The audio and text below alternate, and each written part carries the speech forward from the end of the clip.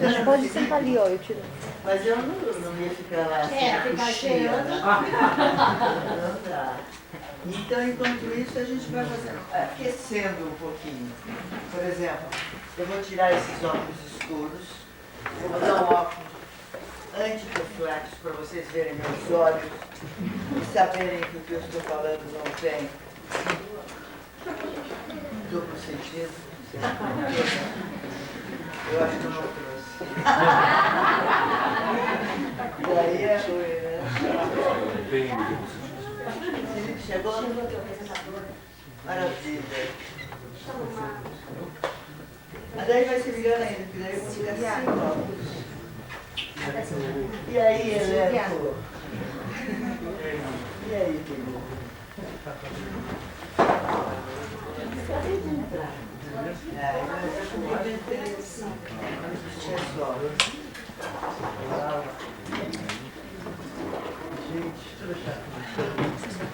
Que legal. E é uma moçada também. Todo mundo é de teatro? Então, o forte é esse. Mesmo que todos os atores também. Todo mundo já igual. Gente, eu queria, na verdade, assim, ir correndo para cá, porque foi o nosso último dia de ensaio aqui no Curitiba, e a Nena teve essa ideia, assim, que eu acho brilhante, como tudo que está acontecendo aqui no arte, de reunir algumas pessoas da classe aqui, outros estudantes, outras pessoas que não são uma coisa nem outra, mas que têm algum envolvimento com teatro, enfim. E aproveitar essa passagem da Maria Alice por aqui para que a gente converse um pouquinho com ela, que discute um pouquinho o trabalho de uma atriz que há 30 dias atrás, para mim, era uma das maiores atrizes do Brasil. Agora ela é ainda mais que isso, é uma atriz que eu... Para não escutar.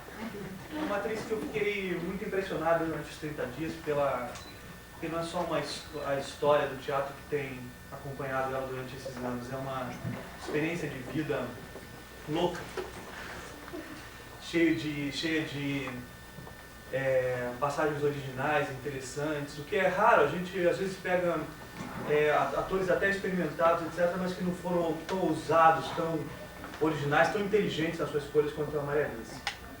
E aí agora, durante esse período, eu tive a oportunidade ainda de trabalhar com ela mais intimamente, cada vez mais. A gente está se aprofundando num processo, num trabalho muito bonito. E eu tenho assistido os ensaios e todo mundo, além de ter reunido um elenco maravilhoso ali na Maria Alice, a gente está tendo a oportunidade de ter belos ensaios, bons ensaios, assistindo a energia e o trabalho que esses ensaios têm, desses ensaios tem acontecido. Maria Alice, para quem não sabe, e deveria saber com certeza, tem uma história deslumbrante no teatro brasileiro. É uma das responsáveis pelo Teatro Ornitorrinco, que foi criado no porão do Oficina, não é isso? Ela vem da Oficina, ela participou entre alguns trabalhos pouco importantes do teatro brasileiro, como O Rei da Vela, A Ópera do Malandro, A Vida de Galileu, trabalhos sem maior expressão. Não, e queria então só dizer o seguinte, que não era rasgar seda, mas o fato de você ter me convidado me deu um susto. Eu falei assim, meu Deus, agora, né? Vou entrar num outro tipo de teatro. Eu estava mais acostumada com o Rei da Vela da Vida, né? Aquela espontaneidade, aquela gritaria, Zé Celso. E agora, você está pedindo para mim, o que o Beckett me pediu, que é uma coisa de contenção, de acreditar na máscara, do ator, se puder morrer, para que a vida desta personagem pinte, né? Que só acontece quando as personagens são também dignas disso, da morte do ator. E eu comecei a sentir na prática isso, porque eu já tinha lido Genet, já tinha visto o Teatro Novo, né? E o Felipe está me dando nesses dias um crescimento muito grande. Eu estou muito contente desse encontro. A Maria Alice, ela fez um Beckett, acho que vai passar aqui o fotógrafo ali. Ela fez com o Rush. O Rush é um diretor muito interessante, diretor descobrindo aos poucos de Campinas. E ela fez 4 peças curtas do Beckett, Catástrofe, Márcia que pensa em dirigir Beckett logo, Not I, que eu não sei como é que foi traduzido aqui. Eu não. Que é um texto do Beckett onde a rubrica pede que seja só a boca falando. Not I, Catástrofe, o dos Vasos, que é o Comédia, né? Comédia, e o Cadeira de Balanço, Rockabye. São 4 textos curtos que ela fez com esse Rush, com Beckett, que a gente assistiu durante os ensaios. Vocês vão assistir um trecho do Not I, que é o da boca. E é um trabalho de uma precisão incrível, é um trabalho, por mais que ela tenha vindo, como ela falou, o Casamento dos Pequenos Burgueses, aquela famosa montagem das máscaras do Luiz Antônio Martinez, também estava essa atriz aqui presente, Ilha de Galileu, O Rei da Vela, Todo do Ornitorrinco, Ópera dos Três Vinténs, olha, fez alguma coisinha já. E esse Beckett foi muito impressionante para mim durante os ensaios, porque geralmente a gente vê algumas tentativas desastradas de se montar Beckett no Brasil. E aqui tem um crédito muito grande para o diretor, para o Rush, e para o trabalho incrível que a gente vai assistir um pouquinho hoje, que é o Not I. Eu não vou ficar me alongando, porque o bacana vai ser escutar a Maria Alice conversar com vocês. A maioria das pessoas aqui eu conheço, é boa gente, viu? Pessoal se gosta. O teatro é muito cheio de prostitutas e homens sexuais. Também tem.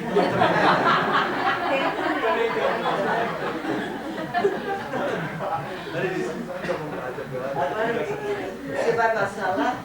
Eu vou ficar aqui no cantinho, depois eu vou lá pro Notai, né? Tem cadeira aqui atrás. Eu tô aqui O Notai vai ser no início? Não, vamos passar mais pra frente, né? Ah, tá bom. Conversar. É o seguinte, eu não preparei nada para não virar uma conferência, né? Aliás, eu tenho uma cena assim na peça, na nossa peça. Então, eu acharia que a melhor condução para o nosso trabalho aqui, que vai ser inclusive no curso, né? Dada o tema, que vocês me perguntassem coisas e eu ia respondendo, assim, do que eu soubesse. Por favor. Quero saber mesmo como foi que você realmente começou um caso assim, teatro amador na época. O que é? Olha, é claro que eu podia contar a minha história pessoal, então aquele dia, mas eu prefiro te dizer o seguinte. No meu caso, eu nasci com teatro, assim, contam que eu era pequenininho, eu nem lembro, eu ia ficar em cima da mesa declamando. É uma coisa interessante isso, porque existe uma linguagem já que você detecta naqueles que têm talento. Porque é evidente que um ator pode, de repente, através do seu esforço também, ser até um grande ator. E o fato também de ter talento não significa que vai ser um grande ator, porque pode, por exemplo, escolher a profissão de engenheiro, por exemplo. Eu tive alunos fantásticos no colégio de aplicação, que eu fazia fé que eles entrassem depois no teatro, e eles me encontram, professora, e está todo mundo empresário e tal. Foram poucos os que foram no teatro, mas a gente sente que existe a vocação também. Aliás, Sábado Magaldi ele diz, né, que você tem talento e vocação, nem sempre as coisas se juntam. E quando se juntam, é fantástico. Eu tinha se vocês quiserem chamar de talento, talvez, mas eu também tinha muitos compromissos, vamos dizer assim, com outras coisas, casamento. Eu estava esquizofrênica, no sentido de querer me atirar ao teatro e não fazer teatro como profissão, tentar o teatro me acrescentar, eu acrescentar a ele, está entendendo? Eu escolhia um pouco o que eu queria fazer. Eu comecei a pensar em Brecht e achei ótimo que ia ter um teste lá na Rua de Escobar para Brecht e eu fui em 64 e o Zé Renato me escolheu. Eles podem fazer um corte aí? Mas não. É o seguinte, nesse tempo, eu queria recortar para agora. A gente estava conversando sobre a questão de trabalhar com o Felipe. E era interessante você colocar para a gente essa sensação que você colocou para mim, que está sentindo nesse trabalho. Uma nova atriz. Um novo nascimento. Como eu comecei a ser atriz, eu ia ficar aqui histórica, em memória. O que está acontecendo é mais ou menos a mesma coisa, só que agora eu estou com mais experiência. E é uma vontade de ir, e de autoconhecimento, e de viver a experiência de um grupo que está com vontade também de viver a mesma experiência. Entende? É uma vida que você tem ali. Confiar no seu taco, mas tomar muito cuidado para não ficar cabotino. Eu comecei a ser atriz, sobretudo quando eu comecei a intensificar uma vontade maior de me conhecer e conhecer a sociedade que eu estava naquele tempo vivendo. Porque eu entrei no Oficina e ao mesmo tempo era professora, defendendo tese de doutoramento na USP. Apolo e Dionisos começaram a se digladiar. E eu era capaz de fazer uma palestra, como eu não estou sendo capaz de fazer aqui, mas eu não vivia muito as emoções. Então, eu acho que eu comecei a ser atriz mesmo. Tem duas maneiras de se pensar. Quando eu assumi a profissão atriz e pedi demissão e fui mandada embora da USP na época da ditadura. Aí, é claro que eles me facilitaram a vida, mas daí foi um problema muito grande, porque eu entrei na Oficina e não estava preparada também para viver uma vivência intensa, que foi a filmagem do Rei da Vela, onde a gente ocupou o teatro, onde no porão nós fazíamos jornais clandestinos, como o Bondinho, como o Ex, etc. Nós estávamos atuando politicamente também. E eles achavam, eles dividiam, eles diziam que nós éramos os drogados. Nós estávamos sendo presos pela droga. E a política éramos os guerrilheiros que ficavam lá do Araguaia. Eu comecei a perceber que o meu teatro não era diferente da minha vida. Depois eu percebi que o Brecht também falava isso. Mas eu comecei a sentir uma necessidade artística de uma correspondência, não moralista. Não moralista. No sentido de precisar de uma coerência, sabe? Antecipar a expectativa. Eu comecei a sentir que eu era melhor no palco, que eu tinha transes e êxtases extremamente deificados, entusiasmados, a presença dos deuses, quando eu ia compreendendo a minha vida junto com umas personagens que me caíam na mão. Você se casou muito cedo e até antes de, pelo que você me disse, de ser uma atriz. Eu simplesmente fazia teatro infantil de boneco, eu gostava de estar em teatro. E o meu ex-marido, promotor público, 10 anos mais velho que eu com 17, é bobagem falar, mas é verdade, as famílias de meu pai, que era promotor público também, amiga do pai, meu pai era um homem liberal, um homem que permitia que eu fizesse tudo que eu quisesse, só que eu só queria o que ele queria.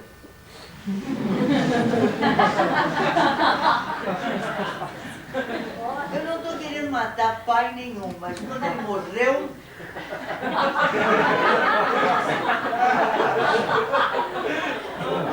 talvez eu pudesse fazer o Édipo. Essa é a verdade. Mas é verdade, uma coincidência que eu custei a acreditar, porque eu não queria aquilo, né? Tem alguma coisa também de psicologia nesse processo. Mas eu comecei a não me entregar na mão de nenhum psicólogo que quisesse me curar. Alguma coisa dentro de mim dizia que aquilo era muito saudável. Porque eu sempre ficava muito alegre. E a alegria é a prova dos 9.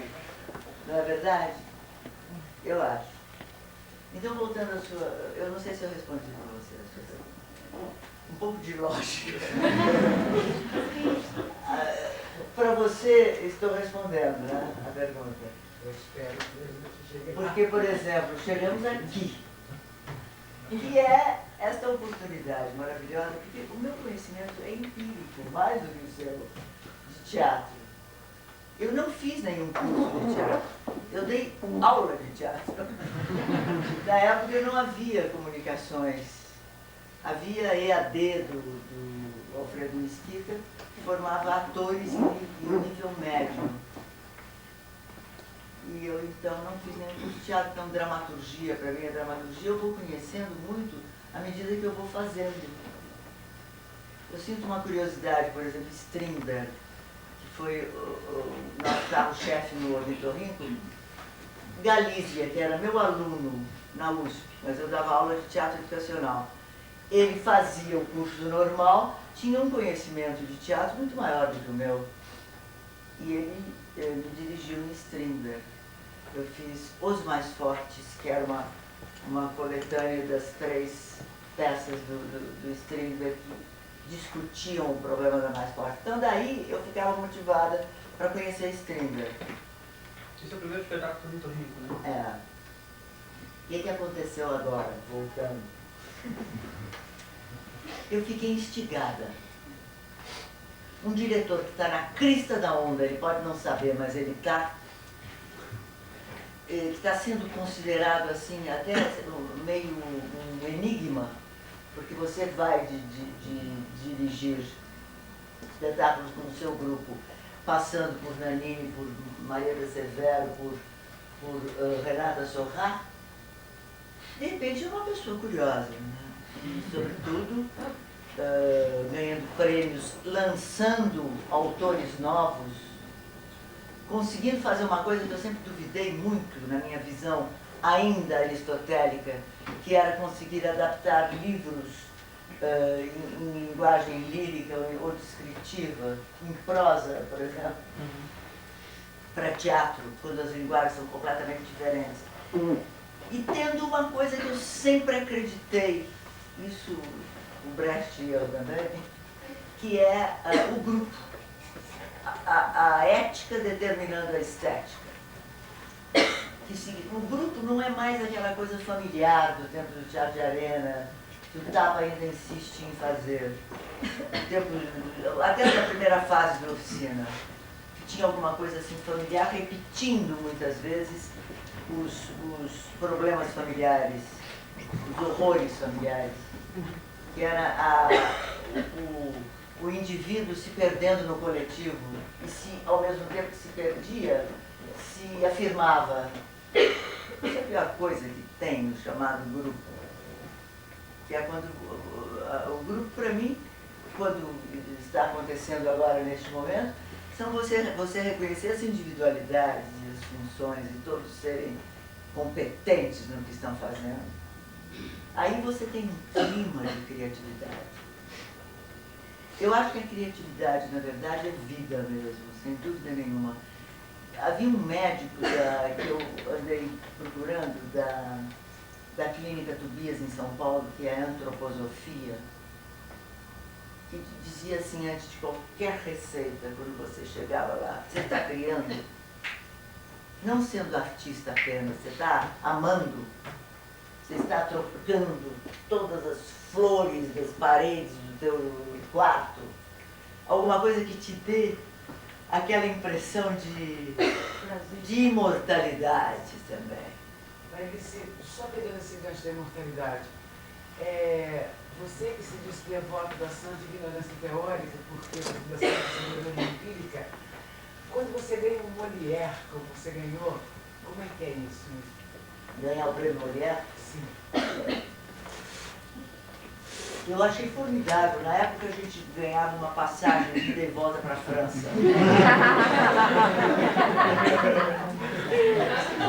Só que a gente não tinha dinheiro para manter a...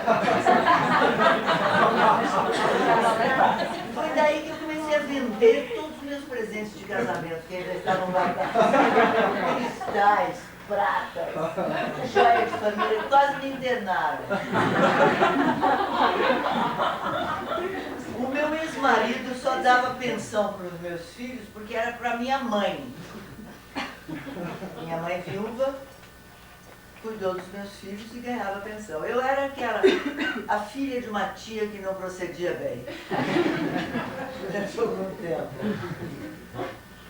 Claro que eu posso dizer para vocês que eu passei por períodos muito confusos e de muitas dúvidas também. Porque eu estava destruindo uma galáxia. Eu tinha consciência disso. Eu não acredito que hoje em dia seja assim tão trágico e dramático. Eu também queria um pouco essa tragédia para colocar nas minhas personagens. Eu vejo que havia vasos comunicantes. Porque se eu ficasse também muito autopiedosa, eu estaria agora fazendo a novela das outras. Desculpe, Melo, se o Melo está presente. E, aliás, parabéns, porque eu achei o seu trabalho fantástico. Aqui também tem um pouco de uvas verdes. Eu adoraria ser convidada para a televisão para fazer um papel como você teve a oportunidade de fazer. Porque você é um bom ator, você sabe disso, eu acho você fantástico. Mas eu acho também que dentro da televisão, você foi conquistando um lugar de protagonista. Então eu tenho certeza que você também sabe o que você quer fazer, não é verdade? Mário também está aí. E Mário também teve a oportunidade de ver. Eu, quando entrei na televisão, fui meio massacrada pela... Eu não soube lidar. E hoje eu fico com pena, porque eu vejo também que há trabalhos belíssimos em televisão. Não é só aquilo que eu falei. Assim, de uma maneira pejorativa. Eu acho que o bom ator, Nanini, por exemplo, Nanini eu sinto que domina todos os meios, né? Maria, deixa eu colocar uma coisa. Por favor. Você falou dessa história do teu pai, e isso tem muito a ver com a tua história. Eu acho que você morreu muitas vezes e renasceu muitas vezes. É verdade. Você, muitos grupos se desmancharam, muitos diretores não existem mais, ou pararam de trabalhar, e a Maria Alice Vergueiro continua. Né? Interessante isso. É, eu não tinha pensado e nessa isso coisa. desde o momento em que você sempre foi para mim uma referência, né, de uma expressão que a minha geração já não tinha, que era a expressão teatral. Né? A nossa referência era uma referência televisiva. Né? Os espetáculos também tinham uma proximidade cada vez maior para serem aceitos, né, de uma interpretação próxima do naturalismo babaca da televisão. E sempre havia pessoas que segurando um pouco, né,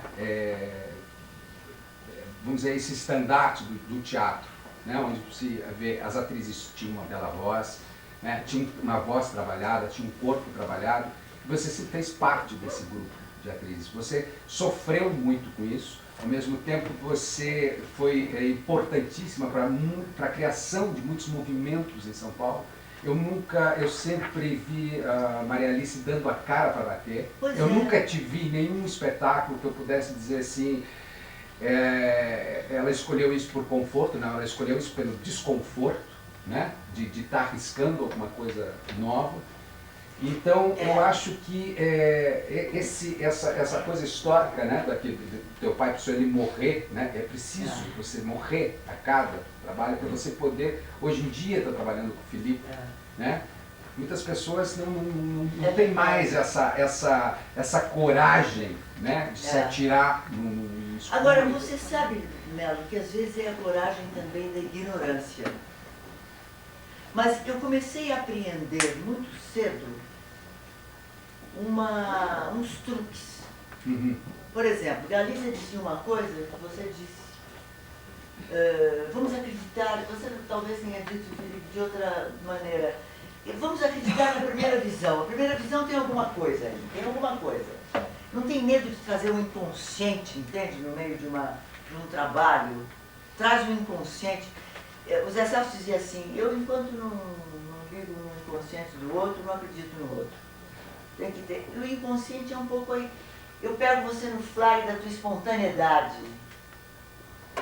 Não há coisa mais bonita para dar para alguém do que a possibilidade de ser espontâneo. Né? Num mundo onde isso pode ser um risco de você ser considerado louco, bobo, otário. Né?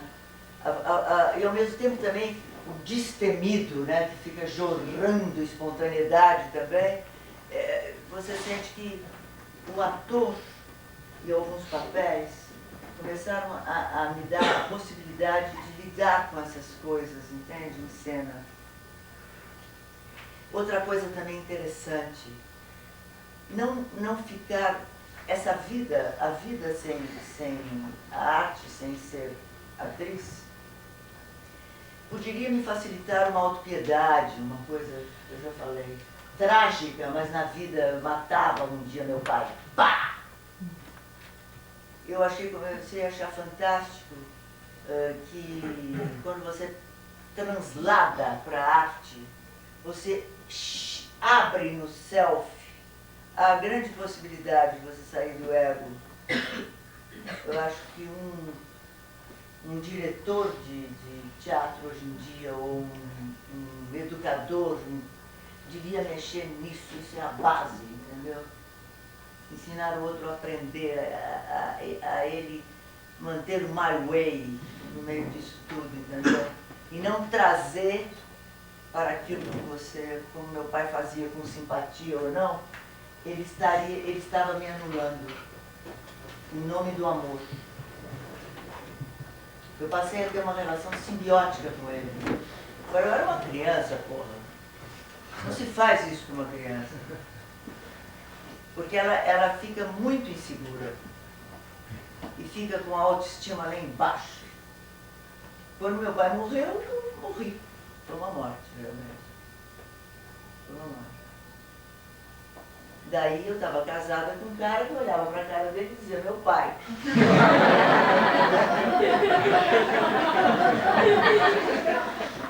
Eu não sabia para onde eu ia, sobretudo porque eu era uma mulher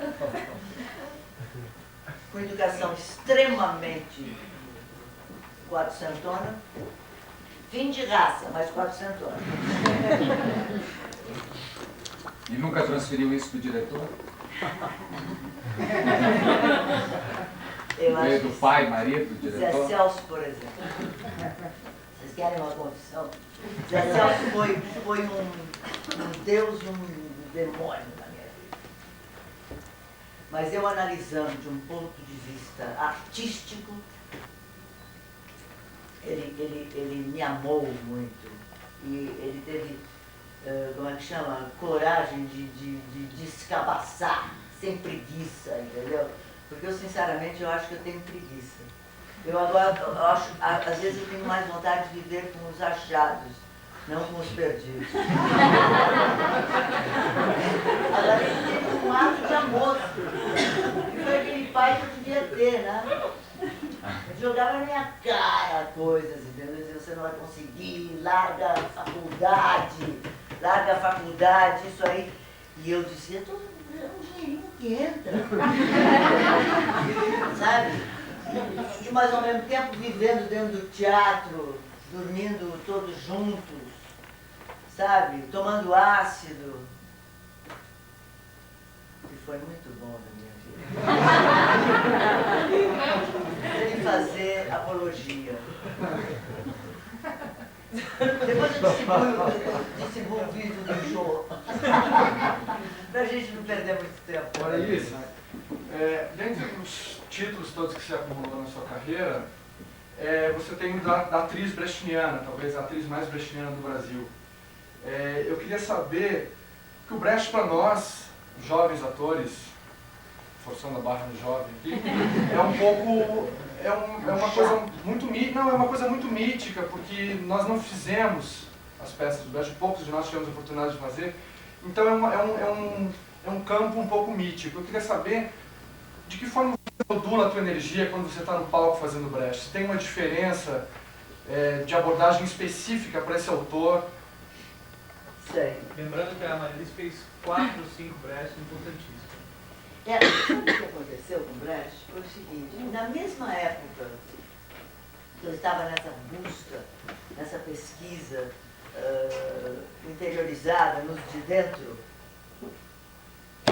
cai na minha mão um livro, porque eu tinha umas incoerências malucas, eu já estava nessa época com uns 20 e tantos anos, e nunca tinha ouvido falar em Brecht, porque eu não tive uma formação, né? Eu começava a catar aqui, e aí eu li esses poemas dele e fiquei encantada, mesmo uma tradução muito ruim do Geir Campos. Depois, mais tarde, que eu vi que a tradução estava extremamente literária, mas eu senti nele uma coisa muito interessante, sobretudo falando do social.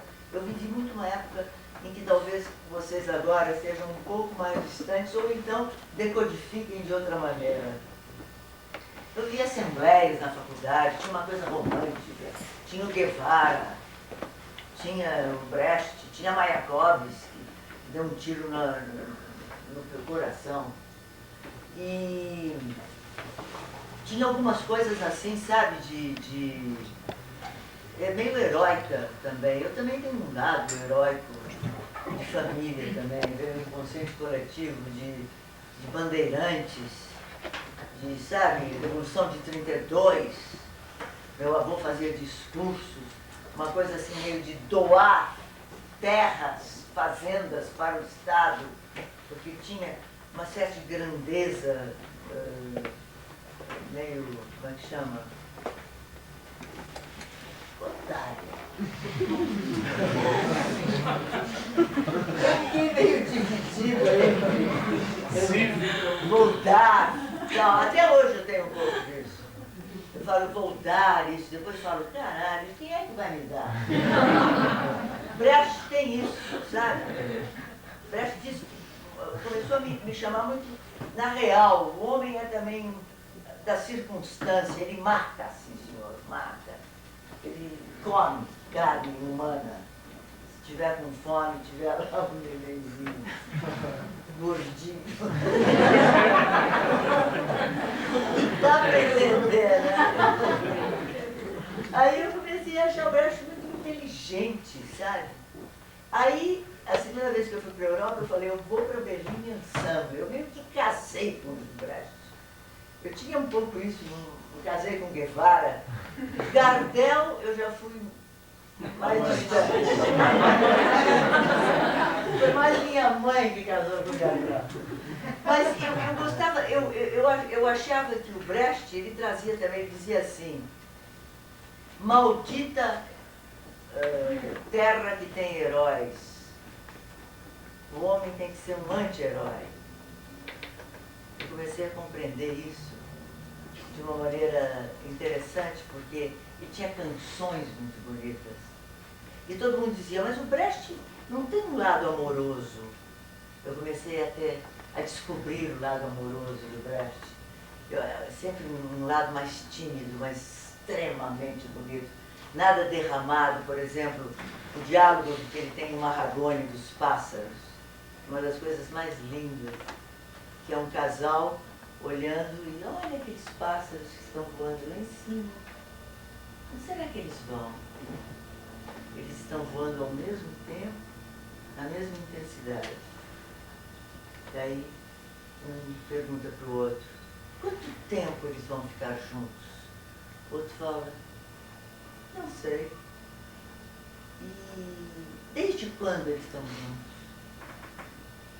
Sempre. Daí termina dizendo, para os amantes, o amor é um momento de bênção e de poder. Linda. Né? Pena que eu não saiba de cor. Mas então o amor do Brecht era meio derramado, meio não derramado. E eu então me apaixonei por Brecht, com muita paixão. Fizemos uma pesquisa profunda nas canções. E eu, ainda nessa época, conheci um teórico do Brecht, que morreu, um francês, professor da Sorbonne, que esteve na Comunicações, o Dort, esqueci o primeiro nome dele. Era Bernard Dort. Fala Dort, mas não fala Dort. E ele começou a me trazer, percebeu que eu estava apaixonada pelo Brecht, porque teve o seguinte, eu nunca fui uma atriz também que se atira apenas na emoção. Eu tenho uma necessidade de um rigor literário, de um rigor poético. A palavra, eu gosto muito da palavra. Beckett, por exemplo, para derrubar a palavra, escreve de uma maneira maravilhosa. Leminski também fala sobre isso. Fala que às vezes as pessoas ficam com um pouco de raiva da língua portuguesa, porque a língua portuguesa pior é o Guarani.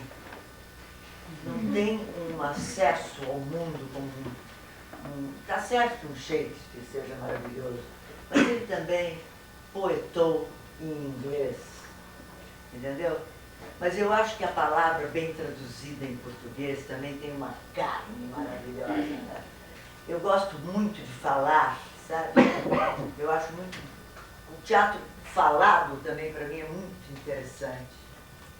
E o que eu estou achando fantástico no Felipe é que nós estamos lidando ao extremo nos dois momentos. Se eu falei bobagem, pode me dizer. Porque é um rigor da palavra, não só para destruir a palavra, é um rigor da criação para destruir o tédio. Entendeu? Então eu estou achando que... Eu pensei que, sinceramente, eu fiz uma encoragem e falei, muito bem, Brecht, então agora eu vou cuidar dos meus netos. Porque também é teatral a hora de sair. Porque senão a gente pode correr o risco de ficar a caricatura de si próprio. Penso eu. Por isso é que eu não acho, Lala, que você esteja só em conferências e palestras. Você está atuando também. Talvez até melhor do que se você estivesse no palco no momento. Você pode ter mudado de palco. Acredito, porque a saudade faz com que a gente volte com o triplo da garra que a gente acostuma ter. Exatamente. Eu agora, por exemplo, tive contato em São Paulo com a Lélia Abramo. Foi fantástico o contato que eu tive com ela. Eu acho, com a Fernanda eu não tenho tido muita possibilidade, mas eu acho que também seria fantástico ter, de repente, um papo entre Dercy Gonçalves, eu, a cara joga tudo na mesma panela, e Ferreira. É interessante falar sobre esse assunto, porque os jovens que estão aqui têm uma ilusão que eles vão ser atores e que sempre serão jovens, né? E que vão ganhar muito dinheiro. E acabam indo para a Globo. Mas que não há necessidade de ganhar dinheiro, nem ir para a Globo para ser feliz fazendo teatro. Né? Não há necessidade. Contanto que a gente faça teatro, a gente é feliz. Não precisa ter Agora, também tem uma e coisa. não precisa ganhar dinheiro. Eu hoje seria bom. Eu vou te contar uma coisa. Eu não sou obrigada a falar isso. Pode ser prosaico. Mas, aquele pai, Melo, deixou uma pensão legal.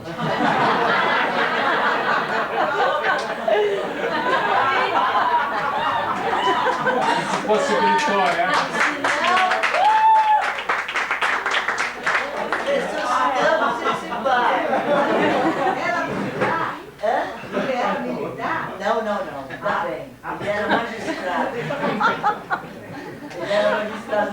militar teria sido um pouco melhor. Agora, o que eu acho, por exemplo, também é o seguinte, entende? Eu acho que eu esqueci. Esse equilíbrio. Da palavra que está falando. Esse equilíbrio que você fala é para a necessidade de ganhar ou ter algum para você poder fazer aquilo que você quer. Mas eu acho, por exemplo, o seguinte, isso falando do lado do dinheiro, mas do lado do pai, a palavra compaixão, 2 vezes nós falamos na peça, escrita por um rapaz de 38 anos, né? Eu achei uma coisa fantástica. Porque eu acho que o equilíbrio realmente é quando dá para falar com este desapego e com este amor também. Na compreensão que a compaixão pode dar. Na verdade, porque se eu estivesse hoje com muita raiva do meu pai, eu acho que ia ser um pouco difícil entrar nesse diapasão que nós estamos tentando. A não ser quando você já está debruçada em cima do problema, mas foi até o fim. Mas, por exemplo, eu tenho uma filha que acha que é assim, até eu. Tenho a pensão do vovô, entendeu? E quero ver se você tivesse filho para criar. Ela é muito difícil, como ela tem. E eu não sou a avó que minha mãe foi. Cada um com o seu estilo. E ela tem que me jogar na cara, entendeu? Esse negócio. Eu fico pensando assim, muito bem, não pego o dinheiro do meu pai e saio no mundo para ser feliz. De repente, tem um marinho, que você também é obrigada a sucumbir. Existe o que se chama a relação vertical. O pai pode ser bonzinho, mas as leis, tanto é que quando minha mãe morreu, Deus a livre, acaba para minha pensão, porque eu fui casada e nem divórcio resolve. Já consultei todos os advogados. Acho que eu já tenho que começar a acabar. Vamos ver até quando ele pode ir. Porque realmente, gente, com essa mania que eu tenho, que dizem que é carreira, na verdade, fica difícil para quem está precisando viver da profissão, né? Maria Alice, no jornal saiu alguma ideia sua sobre o ritual do ensaio, do ritual para entrar na peça. Poderia falar um pouco disso? E como que isso... Ter falado. O caminho do São autoconhecimento... ainda reminiscências de oficina, mas numa coisa muito boa. É o seguinte, o ritual nem sempre é aquele ritual que a gente conhece, o ritual da missa, o ritual de uma macumba. O que eu chamo de ritual, eu já ultrapasso até o ensaio. Eu acho que eu estou ritualizando um pouco a minha vida. Porque eu acredito perfeitamente, mas não é uma fé cristã, que se você se levanta já sabendo que eu vou ter um ensaio, por quê? Porque aquilo está sendo a alegria da minha vida. Ali eu vou encontrar com pessoas vivas que me instigam. De alguma maneira eu tenho que me preparar para isso. Mesmo que eu não consiga decorar o texto ainda, eu tiro o texto para fora. Mas alguma coisa eu preciso trazer para este momento. Ele está me tomando, eu deixo que ele me tome. Então, o ritual é um pouco a previsão do que você quer que aconteça. Ao mesmo tempo, aberto. Há uma ordem oculta no caos. Vamos supor, eu não sei o que vai ser esse ensaio, mas talvez seja interessante eu me preparar para ele. Depois, se você começa a fazer isso e começa a descobrir que há certas coisas que você faz te ajudam, entendeu? Você está meio nervoso, está meio... Espera aí. esse quarto, eu vou fechar a porta e vou pedir para ninguém me chamar. Eu vou ficar pensando na peça. Você já está se ritualizando. Não chegar para que a coisa aconteça na hora. Isso eu acho que acontece muito quando você está se sentindo como um empregado, né? Tem uma coisa, eu queria acrescentar uma coisa, porque uma coisa eu senti muita diferença no trabalho da Maria Alice, que tem me surpreendido, conversei até com o Guilherme sobre isso, é que eu tenho trabalhado com alguns atores que, enfim, se preparam para um ensaio de uma maneira, enfim, pegar aquele texto e estudar profundamente aquele texto e decupá-lo, e ele geralmente traz, na melhor das hipóteses, lógico que tem atores que não fazem isso, mas quando um bom ator geralmente faz isso, estuda o texto, trabalha, volta para um ensaio seguinte com uma série de questões, levantamentos, perguntas sobre aquele texto e possibilidades. A maneira que eu tenho notado, e agora você me corrija, por favor, que a Maria Alice aborda isso, é que além desse fato, além disso, ser uma pessoa extremamente dedicada nesse ponto, para cada ensaio toma um aspecto maior, mais épico. Ele não é simplesmente um ensaio técnico de razões emocionais e razões, enfim, racionais.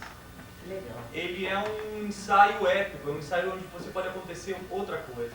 Então, citando Lavínia, que é uma outra atriz maravilhosa do nosso ensaio, é o poder de você conseguir organizar as coisas racionalmente, de tentar entender emocionalmente o objeto do teu trabalho, aquele personagem, mas também entender que existe intuitivamente existe um mundo sensorial que te levou a fazer aquele espetáculo e entrar em conexão com esse mundo e se dedicar a isso, também essa busca. Eu sinto isso, uma diferença enorme. Eu nunca trabalhei com uma atriz desse tipo, um ator desse tipo, que tem, além do trabalho racional, um trabalho realmente de fazer de cada ensaio um ensaio épico, uma busca emocional em relação àquele trabalho. Isso, por vezes, vai deixar a Maria Alice, como ela falou, assim, preocupada em decorar um texto, que eu já falei para ela, assim, isso aqui, perto do que você faz, não é nada. Mas, por outro lado, vai dar uma dimensão, não é maior, é infinitamente maior para o trabalho dela sempre. Por isso que você sempre vai ter a Maria Alice no palco, fruto desse amor e dessa dedicação e dessa busca que ela teve durante todo o processo. É a busca, inclusive, que o Melo sempre teve a vida dela. A vida dela, ela buscou o tempo todo o que despertava paixão nela. Eu não quero falar muito assim, mas se você não pensar que você é um animal raro. Mas a verdade é isso. Eu acho que raríssimo, a verdade é essa, entendeu? É uma extinção enorme desse tipo de ator, entendeu? De ator que a vida inteira se dedicou a fazer o grande teatro, o teatro de maior qualidade, a busca do autor, da ideia do autor com a maior dimensão possível. Realmente, isso, com toda a sinceridade que eu estou falando, no mundo de escolhas fáceis, é uma pessoa que dedicou uma vida inteira a buscar o que há de mais complexo na natureza humana através do teatro. Opa! E digo mais para você.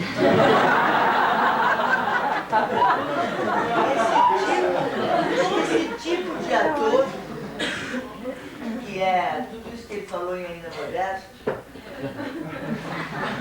está raro no mundo, por exemplo. Somos um número muito pequeno. São trolados, são numerados. Agora, o que você falou foi muito engraçado e ótimo que eu ouço, porque na verdade nós estamos fazendo uma declaração de amor. Quando é um encontro, o teatro é um encontro, que talvez a televisão também possa ser, como nessa minissérie. Eu senti nessa minissérie alguns encontros entre vocês, não é? Sim. Deve ter havido. A gente sente, chega na gente. o encontro é muito importante. O encontro com alguém, o encontro com o o Melo texto. fazendo o trabalho do arte, a dedicação também, Pois é. isso aqui, onde a gente está dentro, também é um exemplo disso também. Eu não vi. No Melo e o Melo também, coloca Porque eu me lembro, Melo, e que um dia eu fui te ver também, eu não sei qual foi, eu acho que foi aquela do Jorge de Andrade, que eu achei muito legal, né? Vereda da Salvação. E tive uma vontade imensa de trabalhar com você. Depois tivemos aquele ensaio dos persas, né? Porque é uma delícia também, gente, isso que eu também gostaria de falar. Você trabalhar com quem... Isso também muda muito. Você trabalhar com quem você admira. Você quer que o outro aconteça, porque acontece também. Quer dizer, veja a ética como muda a estética. E você começa a sentir que todos estão ali brilhando, porra, e aquilo te inspira. Você vai também, né? Difícil quando não é esse grupo que eu chamo, né? Time, é um time mais, né? E no caso é um time.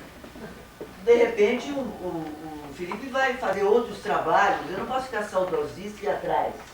Aliás, eu adoraria. Mas eu digo, não é verdade? A gente, de repente, fica sem ver o mar um tempão na vida, existe isso. Mas enquanto acontece, acontece pra valer, né? O teatro é feito de encontros, né, Maria? E muitas vezes esses encontros dão certo, muitas vezes eles são conturbados, mas necessita desse encontro de pessoas. E que, às vezes, até a permanência leva a desencontros, né? Você tem muita necessidade, a tua energia é levada por... eu quero trabalhar com a Maria Alice, eu quero. Então, às vezes, tem oportunidades de juntar pessoas, né? E quando esses encontros dão certo, o teatro acontece. Existe uma É um mistério. É um mistério onde... Porque às vezes você aquela prepara última... isso e isso não acontece. Né? E As almas não se É encontram. verdade. E às vezes até, inclusive, a heterogeneidade de um grupo é melhor do que a homogeneidade, é claro, né? Quando você justamente a outra te provoca, como diz o Castanheira, é seu tirano, né? É o tirano que vai te botar mais pra frente. Depende, né, Melo? Nós já que às vezes não funciona. Mas sei lá, mas eles... Olha, a grande verdade é essa. Antunes, Zé Celso, que eles existam, é preciso também. Que façam trabalhos, que continuem fazendo. Eu acho que é uma somatória de coisas, né? Porque eu acredito também que o Antunes, na dele, também seja um homem muito intenso. E muito generoso. E generoso, né? Eu, por exemplo, não trabalhei com ele, não sei. Mas com o Zé Celso, por exemplo, falam também tanta coisa ruim. E ele tem esse... Não pensa que eu estou querendo dourar a pílula, não. É fundamental, às vezes, um contato que a gente tem também. O momento estava sangrando, por que as relações particulares deveriam não sangrar, serem todas perfeitas, né? A gente também é um microcosmo, né, da situação. Mas eu gostei muito de ouvir você falar. É pena que a gente não gravou, né? Eu vou mostrar para os patrocinadores. Tudo. Você falou, eu devia gravar para mostrar para os meus patrocinadores. Eu não sei, eu estou aqui, disponível para vocês.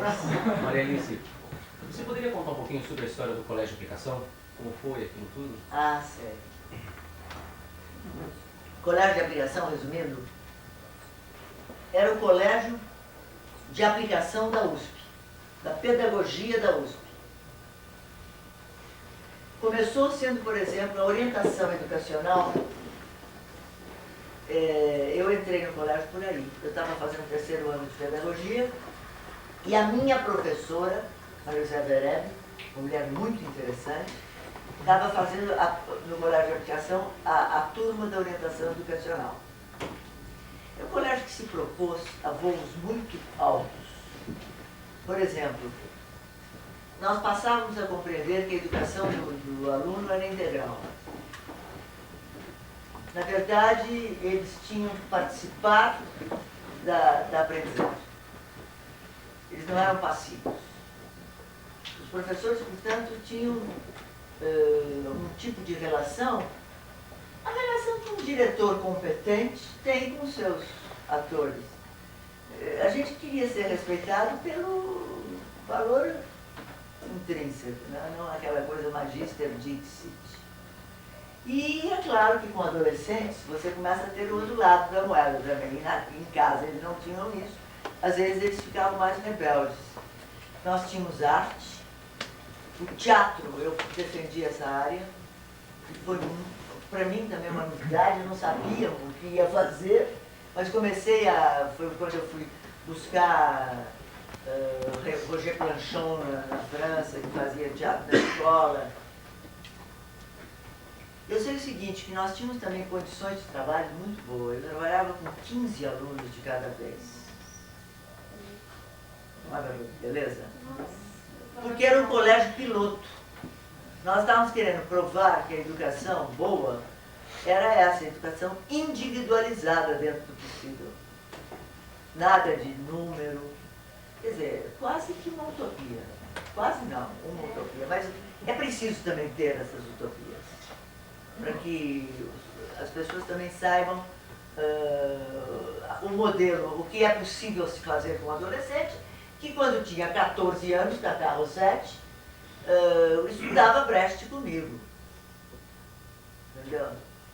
Quer dizer, eu sou professora do Cacá desde 11 anos de idade, eu tenho até vergonha de falar. Porque ele já está tão velhinho. Conta pra ele, vai. Mas enfim, as áreas eram todas de comunicação. Nós tínhamos reuniões de professores. Era o ideal. Foi uma das coisas mais criativas da minha vida. Foi muito difícil sair do colégio de aplicação sem ele ser derrubado. Porque era uma delícia estar lá. A sala de aula era uma colmeia. Todo mundo querendo fazer as coisas. E os alunos adorando o teatro, entende? Nós fazíamos. E o teatro a gente desenvolvia todas as áreas. Tinha aqueles que não queriam ser ator, que queriam ser diretor, os que queriam fazer cenário. E a gente fazia montagens no fim do ano. E discutia durante o ano todo o autor, enfim. O colégio de aplicação era um colégio que nós devíamos, na qualidade do trabalho, adotar. Em 68, com a queda, enfim, da democracia, a USP deu com a USP. O Direto foi obrigado a ir para a França. Hoje ela está na ONU, na Unesco. E eu fui professora das duas filhas dela, depois fui encontrar lá. Foi uma pena, foi uma pena. Fez assim, ó, tchum, e fugiram, sumiram com o arquivo do Colégio de Educação. Muitos professores. Por quê? Porque na greve de 68, na morte daquele menino, no Mackenzie contra a USP, o colégio de aplicação, com 14 anos de idade, eles ocuparam o colégio. Ué, eles estavam com consciência. O que a gente ia fazer? E agora, o que aconteceu? Nós, professores democráticos, levamos um baile, né? Porque daí, eles que tinham 14 anos de idade não puderam ser presos, nós professores que educávamos eles a serem assim, fomos presos. Eu não fui, mas os professores tinham com os alunos autoridade, mas era uma autoridade consentida, era tão bonito aquilo. É claro que os mais rebeldes, era um desafio para a gente. Nós fomos para Brasília, por exemplo, passando pela cidade histórica, como estudo de meio, quase uma excursão, né? Eles compraram tudo que puderam. Diamantina, pedras. Foi trabalho, foi educacional, né? De fazer nos devolver aquilo. Enfim, esse foi o colégio de educação. Deu para ver? Claro. Eu queria fazer uma pergunta, só que vai mudar um pouco esse assunto. O rumo. O rumo, É o seguinte, eu sou um estudante bem recente assim, de teatro, e a todo momento eu reparo que o ator e o que eu ouço, eu tenho visto alguns programas na TV, inclusive, sempre na busca do autoconhecimento, né? Autodesvendar-se e chegar em ambientes seus que não são conhecidos, né? À primeira vista. E aí esses dias eu estava vendo uma matéria a respeito do diário do Antônio Maria, que é um escritor do Rio e tal. E ele falou uma coisa interessante na qual eu nunca tinha pensado, mas depois eu comecei a refletir sobre isso e tentar imaginar isso dentro do teatro. É o seguinte, ele falava que, isso na década de 30, assim, estava acontecendo uma onda muito grande de autodescobrir-se e saber os seus mistérios e tal. Ele falou, será que não seria interessante preservar o homem, não é? Preservar o seu mistério e deixar com que o outro descubra isso de si, né? Cultivar isso. E depois eu fiquei pensando que talvez o teatro seja isso mesmo, né? Porque quando o ator está ali em ação, né? Ele faz com que a plateia tente achar isso e tal. Então eu queria lançar isso para você. Você quer dizer que tanto é autoconhecimento, no sentido de estar vivendo a situação, como também um autoconhecimento de estar assistindo? Acho que é como, por exemplo, assim, uma mulher que a gente vê com um vestido e imagina que beleza que possa ter ali embaixo. E é diferente quando você já vê uma menina de fio dental e tal, já acabou para mim. É isso mesmo, essa analogia talvez. Eu não sei, eu lancei isso só para, sei lá, talvez você comentar alguma coisa a respeito. O que você sabe?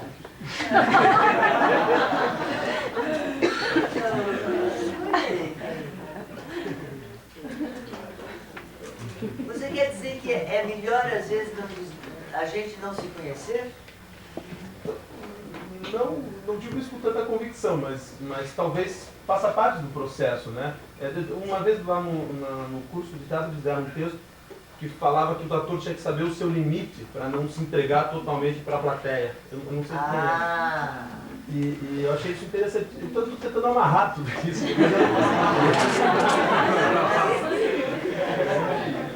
Ô Melo, cadê você? Estou tentando entrar numa sintonia. Maria Alice, nos anos 80, quando eu estava começando a fazer teatro, que eu estou vendo muitas caras novas aqui, que provavelmente não te viram ainda, né? Tem imagens tuas que eu vi que são ícones para mim, né?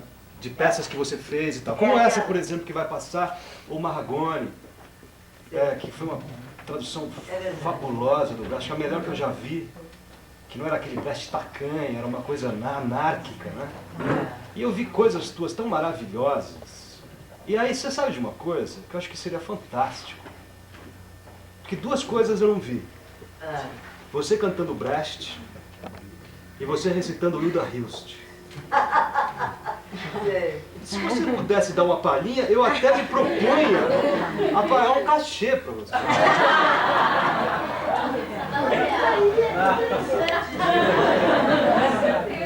E o Léo tá bem. Será que eu vou esquecer a letra no meio? Porque a Hilda Hilst não sei se dá. Porque tem todo um ritual o negócio do... Não, só te ouvir tá bom. Ah, é? Tá aí o livro? Tá no carro, posso pegar. Então vai pegar. Vocês conhecem as bufólicas da Hilda? Não? As bufólicas, né? Eu fiz as bufólicas no Sesc.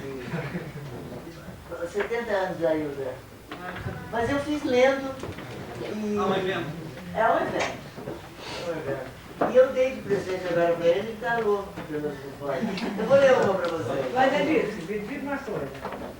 Sobre aquilo que eu falei, sobre ganhar dinheiro para fazer teatro. Você agora aceitou o convite para fazer para a gente te assistir. Ele falou que te pagaria um cachê. Você nem perguntou o valor. Quem? Você não perguntou o qual é o valor. O valor do Léo. O Léo falou. Ah, Léo. Então pode deixar. Vai pensar que está ficando assim, né? Você conhece a história da pulga e do elefante? A pulguinha pediu pro elefante. Atravessaram o rio, né? Chegou do outro lado, a pulguinha falou, obrigada. Ele disse assim, o elefante disse pra ela, vai baixando as calcinhas.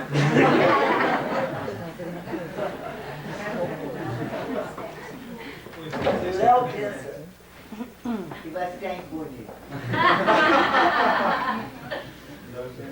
Olha, Felipe, você vai comandando aí o cangaço, hein? Porque eu garro a falar e daí não acabo mais. Chegou o teu material. E tem que cantar também, né, Marlice? Você cantou no ensaio ontem pra gente. Tá bem, eu canto também. Aqui eu não falo. Chama Canção do Lírio do Inferno. Vou começar pela canção. É de Happy End, do Brecht de Potivar. Estou fazendo sinfonia da Caína. Chama Balada do Lírio do Inferno. Se eu morrer e for pro inferno, ninguém vai se importar. Se uma velha bilheteira vai arder até queimar. Se uma velha bilheteira vai arder até queimar. Se eu morrer e for pro inferno, ninguém vai se importar. Mas, porém, isto é só para amanhã. Hoje não é amanhã. Não importa o amanhã. Que se foda o amanhã. Não faça planos pro amanhã. Verdades de hoje não são as de amanhã. E todos batem as botas amanhã. E ninguém vai se importar. O amanhã que se foda! Se vocês estão pensando que fazem muito por mim, estão muito enganados. Não estou tão bem assim. Estão muito enganados, não estou tão bem assim. Se vocês estão pensando que fazem muito por mim, ouçam bem.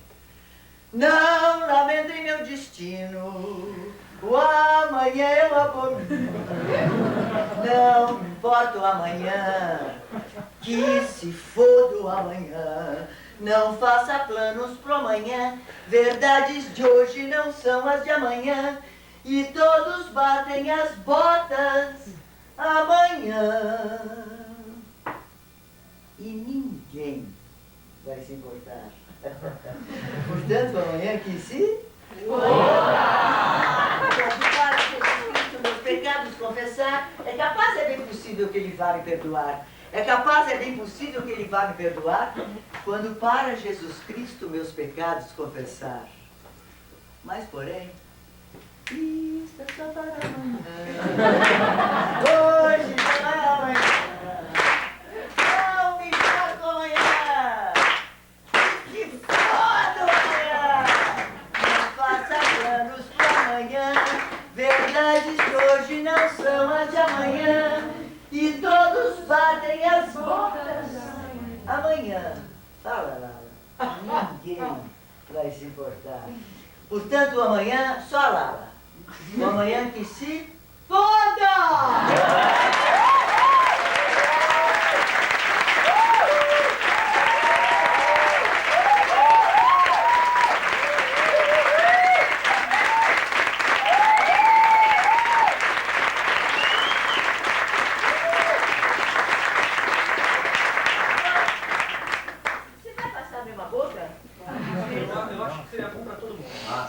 Então vou ler rapidamente, né? Eu fico com medo do tempo. Ah, tá ótimo. É que depois não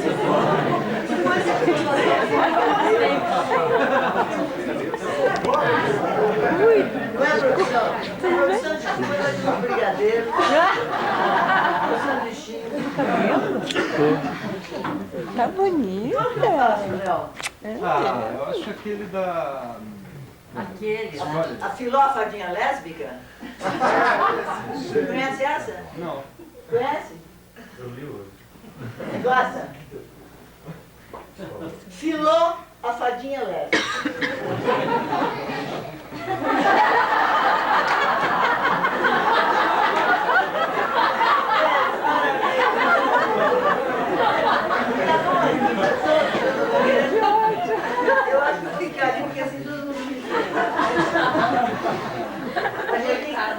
ator bom tem que ter uma noção espacial.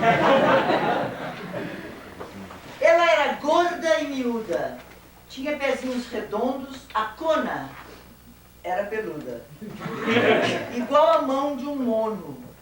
Alegrinha e vivaz, feito andorinha, às tardes vestia-se como um rapaz, para enganar mocinhas. Chamavam-lhe Filó, a lésbica fadinha. Em tudo que tocava, deixava sua marca registrada. Uma estrelinha cor de maravilha. Fúsquia, Bordeaux, ninguém sabe o nome daquela cor. Metia o dedo em todas as xerecas loiras, pretas. Dizia-se até que escarafunchava bonecas. Bulia, beliscava como quem sabia o que um dedo faz, desde que nascia. Mas à noite, quando dormia, peidava, rugia e nascia-lhe um bastão grosso, de início igual a um caroço. Depois ia estufando, crescendo e virava um troço. Lilás, fúsquia, Bordeaux, ninguém sabe a cor do troço da fadinha Filó. Faziam fila na vila, falada Vila do Troço. Famosa nas Europa, Oiapoque, Auxuí, todo mundo tomava um bastão no Oiti. Era um gozo gozoso, trevoso, gostoso, um arrepião nos meios. Mocinhas, marmanjões, ressecadas velhinhas, todo mundo gemia e chorava de pura alegria na Vila do Troço. Até que um belo dia, um cara tropundão, com focinho de tira, de beiço Bordeaux, fúsquia ou maravilha, ninguém sabia o nome daquela cor, sequestrou a fadinha e foi morar na ilha. Nem barco, nem ponte, o troncudão, nadando feito rinoceronte, carregava a fadinha de pernas abertas nas costas do gigante. Pela primeira vez na sua vidinha, Filó estrebuchava, revirando os olhinhos, enquanto veloz o troncudão nadava. A Vila do Troço ficou triste, vazia, sorumbática, tétrica, pois nunca mais se viu Filó, a fadinha lésbica, que à noite virava fera. E peidava, e rugia, e nascia-lhe um troço. Fúsquia, lilás, maravilha, Bordeaux, até hoje ninguém conhece o nome daquela cor. E nunca mais se viu alguém fantasia, que deixava uma estrela em tudo que tocava, e um rombo na bunda de quem se apaixonava. Moral da história, em relação à fadinha. Quando menos se espera, tudo reverbera. A moral da história em relação ao morador da Vila do Troço. Não acredite em fadinhas, muito menos com cacete. Ou somem feito andorinhas, ou te deixam capuetes.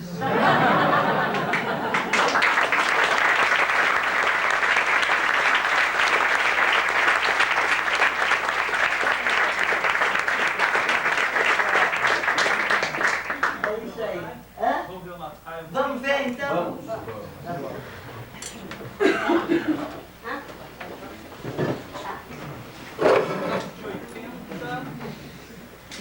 86. Apesar de 86, que está com uma gravação bastante razoável para a época, ótima para a época, desse diretor Bush que eu falei, qual é o primeiro nome do Bush? Rubens Bush, que é um diretor de Campinas, que está agora em São Paulo e dirige Beckett Lindos. E aí eram 4 espetáculos curtos do Beckett que a Meredith fez. Esse é o primeiro, chamado Not High, que é uma obra do Beckett que o Beckett pede que seja feita só através da boca, com a boca aparecendo. Agora é o seguinte, o material está ruim, né, a textura? Não, mas está... Mas dá para ver. E aqui, eu boto aquele lugar ali, ó. E esse barulho também vai melhorar. De um hotelzinho e viu uma velha ajoelhada em um ponto de ônibus com aquele véu esperando o neto. E ele teve uma inspiração, parece que escreveu de uma vez só. Se aquela boca que ficou calada a vida inteira começasse a falar por conta própria, Já não pode falar com o seu cérebro, né? E ao mesmo tempo tem assim é um poema isso, não dá para seguir, mas é muito bonito. Por incrível que pareça, tem assim aquela lógica onírica, né, que o poema traz. Mas eu fico vendo isso e eu não acredito que eu tenha conseguido decorar isso. Porque eu acho um absurdo. Eu acho um absurdo. Assim, no sentido, por exemplo, do treinamento que nós tivemos, a parte técnica também. Aquilo um pouco que nós estávamos falando ontem, quer dizer, aquele rigor também, né? Eu tinha uma cadeira feita especialmente para mim, que era meio de dentista, que aqui ficava encostada, e eles puseram aqui um aro para que eu sentisse o limite do meu movimento, né? Porque a luz era trazida do próprio palco, todo preto, do cenário do Cervone, viludo, porque parece que o viludo não dá brilho, né? E eu, com uma combinação preta, que eu ia depois trabalhar na segunda peça, também com um viludo aqui. E a hora que começasse, gente, era sem rede. Era sem rede, começou, vai. Que loucura. Eu me lembro que eu tinha um contra-regra, que me ajudou algumas vezes. Eu terminava essa frase e estava chorando. Nunca vi isso. De aflição por mim, entende? E quando, no dia da estreia, que foi lá no Sérgio Cardoso, eu esqueci tudo. Me deu um branco. Eu não tinha aonde me concentrar, porque nós tínhamos nós fazíamos no Serginho, né? Estava aquele kabuki, que veio logo depois do Kazuono. A gente convivia com os japoneses, todos andando aí. Eu não tinha nem onde me concentrar. Fazia um frio em São Paulo, no dia 9 de abril de 86. Gente, eu esqueci tudo. Me deu um pânico. Eu queria me concentrar, eu fechei no banheiro. Comecei a tentar, porque eu nunca tinha feito com o público ainda. Tudo que a gente fazia era entre nós ali, né? Naquelas situações precárias. Daí eu pedi para adiar, eu disse, não dá para fazer, não dá, eu fiquei em pânico. Chamaram uma massagista, fez massagem. Que loucura, eu lembro como se fosse de emoção. Foi um dos meus melhores espetáculos. Agora, quando eu via o público rir, porque eu acho que tem uma risada, é muito louco, é um bicho, né? Aquilo me desconcentrava, porque eu nunca tinha visto rir, né? Agora, nesses 3 meses de espetáculo, isso ficou uma agilidade tal, gente, que eu podia até pensar em outra coisa, a boca começou a acontecer. Então, eu tive amigos que disseram para mim, compra essa produção, porque o diretor brigou com o produtor. Compra essa produção, vai lá para São Paulo, aluga um quartinho, aí chega a turma, vai. Porque é uma performance que vai ser dificilmente. Pediram para eu repetir, não é mais possível. Não é mais possível. Porque eu mesmo não entendo como é possível. Gente, e realmente eu não errava um texto, eu não inventava nada. O diretor saberia, ele era muito destinado. E depois é pior, quando você erra é que é pior. Você precisa estar absolutamente em cima. Porque se você vai consertar, não dá. Não dá para consertar. E eu me lembro que naquela época, todo mundo dizia assim, Beckett é perigoso, as pessoas costumam morrer quando fazem. Começava a lembrar, né? Você deve pensar nesses comentários. Você fez Beckett, né? Eu fiz 16 anos que eu não tinha consciência do que era fazer Beckett. Agora eu não faria. Não. E aí dizia, o Beckett inclusive não respeita as atrizes, né? Porque imagine fazer uma atriz fazer isso. Depois aquela Madeleine Renaud fez também, né? Ela fazia assim, tinha uma cortina preta com abertura da boca, mas não é a mesma coisa, né? E ela falava de pé, naquela abertura. E que realmente uma Madeleine Renaud, a gente fazendo assim, anulada, né? Porque é uma boca que funciona. Mas depois era outra coisa. E pensar que o Beckett era niilista, destrutivo, é uma leitura muito rasa, né? Das camadas da cebola que você fala. Porque, na verdade, é o contrário. Né? O Beckett é de um respeito que ele tem pelas atrizes. Agora, ele tinha um amor por cada espetáculo que ele fazia, que ele, muito cheio de rubricas, né? Sempre indicando até a luz, indicando quando a atriz, na cadeira de balanço, fecha o olho, abre o olho. Agora, é bonito isso também, né? Você sentir que tem um diretor cuidando para você fazer o excelente, né? Exige o teu melhor, né? Exige o teu melhor? O teu melhor. E um respeito também antecipado por você, que acredita que você seja capaz. Não é? Que só você pode fazer. Né? É aquela coisa que vai e que vai te puxando. Né? E essa autossuperação, que eu acho que é importantíssimo, que não tem mais. Eu digo assim, o teatro foi perdendo um pouco isso. Sabe? Esse rigor, porque aí necessita de um rigor técnico. As pessoas não têm mais paciência para esse rigor técnico. É verdade. Né? Essa coisa, esse se jogar sem rede de segurança. Né? O não saber o que vai dar. Né? Então havia coisas surpreendentes, isso aí foi em 86, eu lembro. Né? Naquela salinha, eu vi, naquela salinha do Sérgio Cardoso, era uma coisa que você assim, gente, né? Teatro pode tudo. Né? Era uma coisa impressionante, que você ficava falando assim, quem é, né? Esse negócio, essa anulação do ego e ao mesmo tempo essa mostra do melhor da Maria Alice. E você sabe que nós combinamos que a gente nem voltava para agradecer. Isso é uma coisa que hoje em dia eu questiono. Então, ficava aquela coisa. Então eles nem aplaudiam. De repente ia saindo ia saindo outro.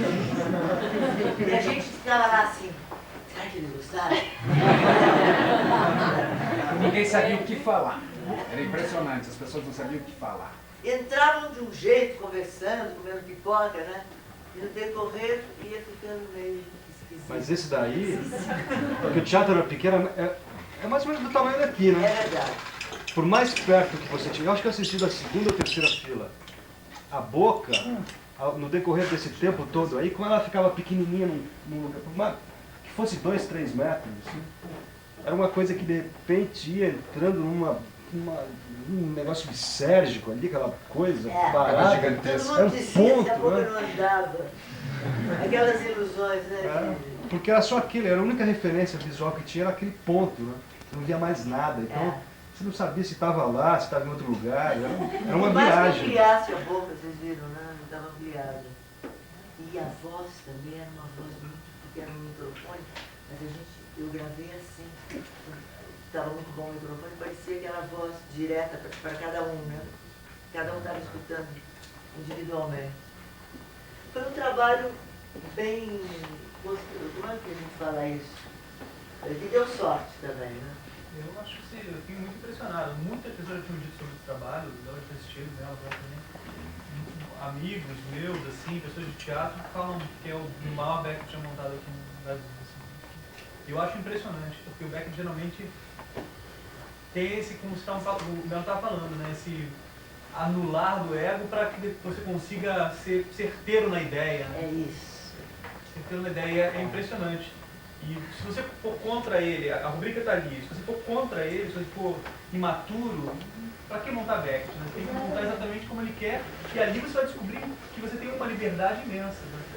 Né? Agora, os diretores às vezes são muito acuados por datas, né? Por ter que acontecer de qualquer maneira. Mas aí eu também tenho uma dubiedade, porque eu acho que é bom marcar uma data também. O teatro é efêmero. ele tem uma necessidade de também o seu momento melhor acontecer, senão encrua. Você não pode ficar também um teatro, mas um teatro de pesquisa, uma coisa assim. E apodrecer também. Não é? Porque precisa do público. Sem o público, o teatro também pode perder a sua outra aresta, né? Sei lá, gente, é isso aí. Tá bom assim? Eu só sei o seguinte, que é muito bom fazer teatro. Não é verdade? Nós aqui que estamos juntos sabemos disso. Agora, como tudo na vida, tem lá os seus percalços, né? Percalços eu venço com bravura, distribuindo a toda a gente distração e cultura. Sou a magia permanente que na história do Brasil sempre se fez presente. Tenho beleza, sou a esperança, trago alegria nesta tarde de folia. Oi, tenho beleza, sou a esperança, trago alegria nesta tarde de folia. Conhece isso?